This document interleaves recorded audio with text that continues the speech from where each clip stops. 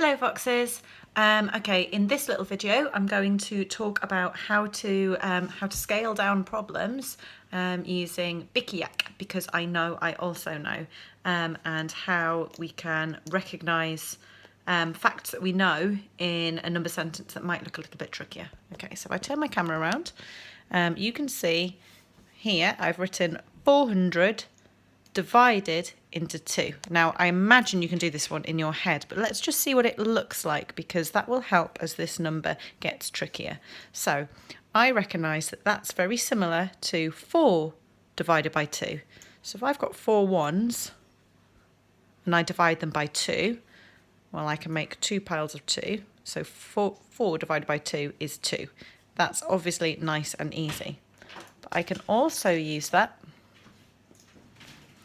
with 4 hundreds, because that's all the question is saying. It's still using the digit 4 divided by 2, but instead of the digit 4 meaning 4 ones, the digit 4 is meaning 4 hundreds.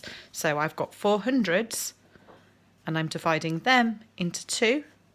So I can make 2 little piles of 2 into 2s, and I get 2 of these in each pile. But these aren't ones, they're hundreds, so I get 2 hundreds. So 4 divided by 2 would be 2, but 400 divided by 2 would be 2 hundreds. And just like with the multiplication, we can say, okay, the question had 2 zeros in it, which meant the question was 100 times bigger than 4 divided by 2, and so the answer is 100 times bigger than 4 divided by 2. So if we just apply that logic up here, you can see 4 divided by 2 is 2. In this question, the 4 is in the tens column. The question's 10 times bigger, so the answer will be 10 times bigger. So I can pop a 0 on the end to make my 2 20, so it's 10 times bigger, 10 times bigger, 10 times bigger. Moving up the scale, 400 divided by 2, I use 4 divided by 2 to help me. 4 divided by 2 is 2, but the question is 100 times bigger, because the 4 is in the hundreds column and I've got 2 zeros, so the answer would be 100 times bigger. And you can carry that on. You could do 4,000 divided by 2, be 2,000, 40,000 divided by 2, be 20,000, and so on. It just carries on going. It's going up a scale. It's getting bigger or getting smaller. We can scale them down.